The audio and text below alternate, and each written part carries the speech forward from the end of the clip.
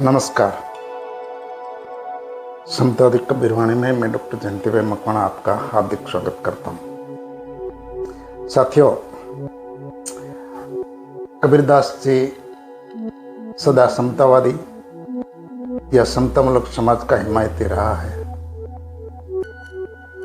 आज हम कबीरदास के ऐसे ही एक समतामूलक या समतावादी अपनी जो सोच है, अपनी जो भावना है, उसे अभिव्यक्त करने वाला है दोहा का हम विश्लेषण करेंगे। कबीरदास जी ने जो समतावादी समाज की परिकल्पना की है, जाति निर्मूलन का कबीरदास जी हमेशा हिमायती रहा है। इस बात का हम आज यहीं विश्लेषण करेंगे। तो सुनिए कबीर साहब का दोहरा। कबीर साहब का दोहरा है, जाति न पूछो साधु की, जाति न पूछो साधु की, पूछ लीजिए ज्ञान, मोल करो तलवार का, मोल करो तलवार का, पड़ा रहन दो म्यान। कबीर साहब कहते हैं कि संत या साधु, उसकी जाति हमें नहीं देखनी चाहिए। संत महापुरुष, साधु पुरुष की जाति हमें नहीं पूछनी चाहिए, क्योंकि संत या साधु पुरुष जाति पाति से पर होते हैं, जाति पाति से निर्लेप होते हैं। सौराष्ट्र में गंगा सती नामक एक महिला संत हो गई। उसने भी इस बात का जिक्र अपने भजन में किया है। गंगा सती का जो भजन है वह अपने पुत्रवधू पानबाई को संबोधित करते हुए कहा है। इस भजन में उसने कहा है, जाति रे पाती नहीं हरि केरा देश मां, जाति रे पाती नहीं हरि केरा देश मां, काढ़िए वर्ण विकार।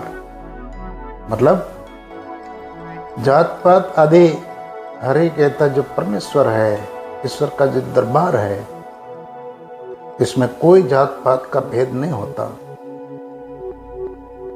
काढ़िए वर्ण विकार यानी जाति का जो विकार है, वर्ण का जो विकार है, जो सोच है, जातिवादी जो मानसिकता है, उस मानसिकता को काटने की या दूर करने की बात गंगा सती ने कही है। कबीरदास जी भी इस दोहे के माध्यम से कहते हैं कि जाति न पूछो साधु की, साधु की कोई जात पूछनी नहीं चाहिए। क्यों? क्योंकि जाति पाति से संत महात्मा साधु पुरुष भी अलिप्त होते हैं, उसका ज्ञान हमें देखना चाहिए। संत महापुरुष साधु पुरुष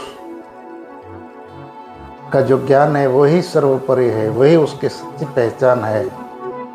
इस तरह हम तलवार का मोल, उनकी कीमत या आकलन, उसकी धार को हम देखकर करते हैं, उसकी मजबूताई देखकर हम उनका मूल्य समझते हैं। इसी तरह साधु महात्मा संत पुरुष का भी आकलन, उनका जो ज्ञान है, उनकी जो बुद्धि है, उनका जो चरित्र है, उस चरित्र को देखकर हमें साधु पुरुष को पहचानना चाहिए। उनका ज्ञान ही उनकी पहचान है। श्रीमद् भगवद गीता में भगवान श्री कृष्ण ने चतुर्थ अध्याय में ऐसी ही बात कही है, न ही ज्ञानेन सदृशम, न ही ज्ञानेन सदृशम पवित्रमेह विद्यते, तत्स्वयं योग संसिद्धः, तत्स्वयं योग संसिद्धः, कालेन आत्मनि विन्दति। मतलब संसार में ज्ञान से पवित्रतम और कोई चीज नहीं होती।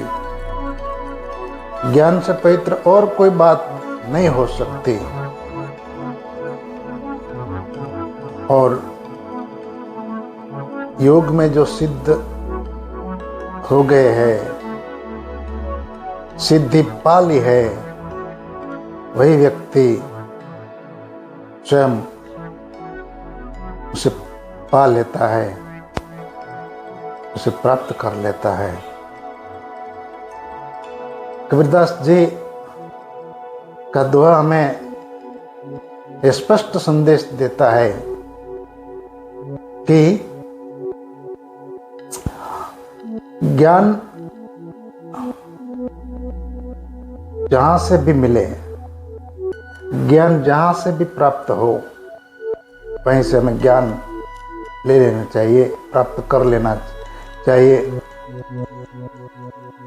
कई बार साधारण सा अनपढ़ सा इंसान या आदमी भी हमें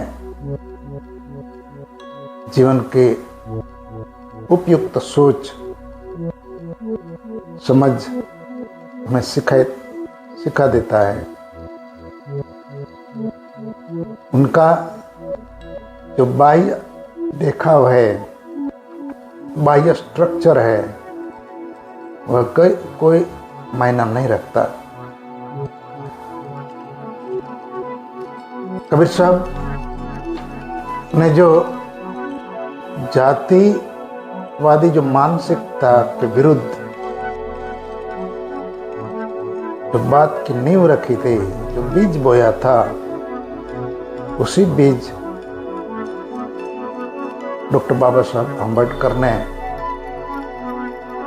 अपने ज्ञान, अपने तर्क बुद्धि से संविधान तक की उसी सोच का वट वृक्ष उसने फैलाया, उगाया। कबीरदास जी का यह दोहा भारतीय समाज की उस जातिगत मानसिकता पर कड़ा प्रहार है, जो व्यक्ति का मूल्यांकन, व्यक्ति की जो कीमत है, उसका आधार जन्म और जाति बनाता है। यही विचारधारा आगे चलकर डॉक्टर बाबा साहब के संघर्ष और चिंतन का मूल आधार बने हैं।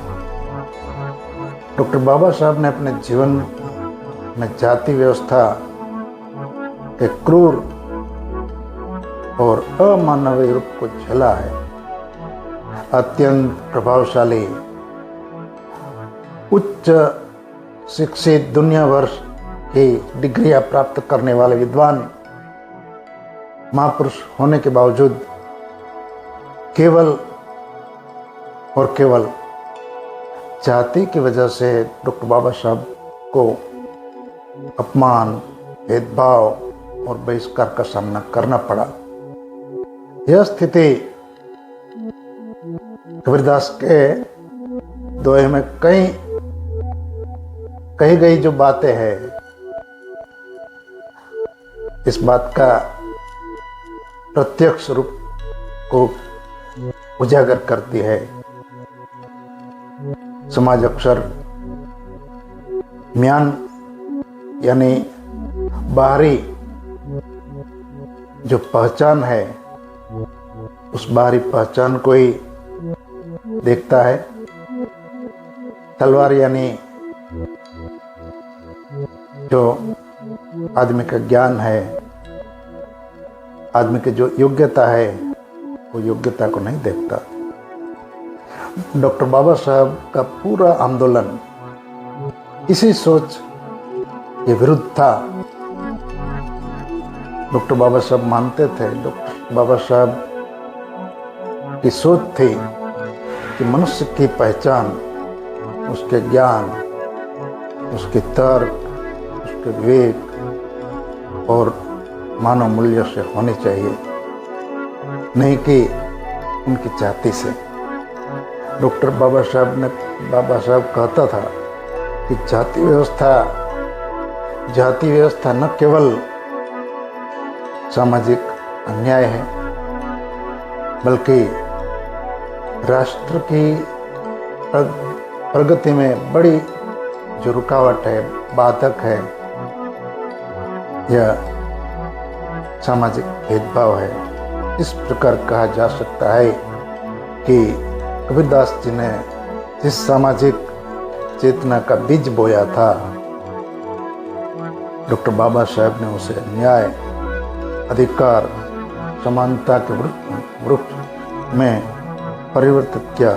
दोनों का संदेश, डॉक्टर बाबा साहब और कबीरदास का संदेश एक ही है। मनुष्य का मूल्य उसकी जाति नहीं, बल्कि मनुष्य का मूल्य उसका ज्ञान, उसका जो चरित्र है, उनका जो आचरण है, व्यवहार है, मानवता है, उसी से तय होना चाहिए। संक्षेप में किसी साधु या संत की पहचान और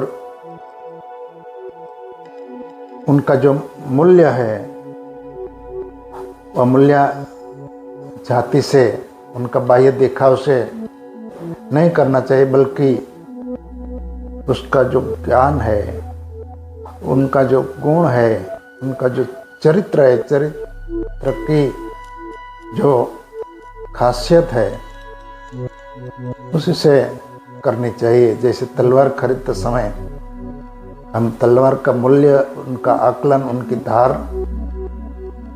या उनकी जो मजबूताई है वो देख कर करते हैं, मूल्य चुकाते हैं, नहीं कि उनका जो म्यान है, म्यान चाहे कितना भी कीमती क्यों ना हो, सोने से मंडित हो या हीरा माणिक से जड़ित म्यान हो, लेकिन उसकी कोई कीमत नहीं मायने रखती, क्योंकि तलवार की जो धार है, तलवार की जो मजबूताई है, वही युद्ध के मैदान में काम आती है। एक शूरवीर को तलवार की कीमत उनकी धार की मजबूताई से मिलती है, उनका जो बाह्य म्यान है, उस म्यान की कोई कीमत नहीं होती, क्योंकि युद्ध के मैदान में तलवार ही काम आती है। उसी तरह समाज में व्यक्ति की पहचान, उनका ज्ञान होना चाहिए, उनका चरित्र होना चाहिए, उनका आचरण, उनका व्यवहार होना चाहिए। जाति कोई मायना नहीं रखती। ये दोहा हमें संदेश देता है कि जाति, रूप, वेश या जन्म से बड़ा ज्ञान और चरित्र होता है।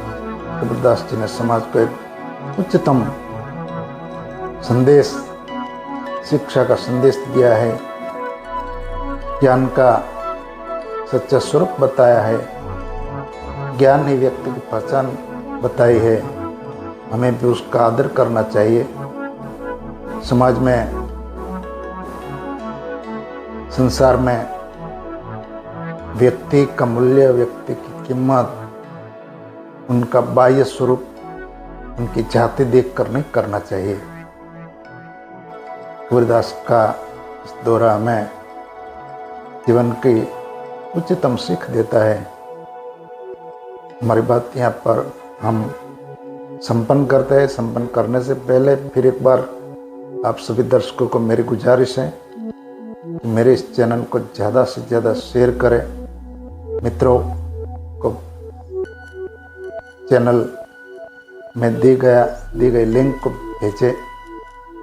मेरी बात जहाँ भी आपको अच्छी लगी है, आपके दिल को छू गई है, वहाँ पर आप कमेंट जरूर से करें, लाइक करें। एक बार फिर से कबीरदास के दोहरे का हम पुनरावर्तन करके आज की बात यहीं पर हम संपन्न करते हैं। कबीरदास का दोहरा है, जाति न पूछो साधु की, जाति न पूछो साधु की, पूछ लीजिए ज्ञान। मोल करो तलवार का, मोल करो तलवार का, पड़े रहन दो म्यान, पड़ा रहन दो म्यान। धन्यवाद।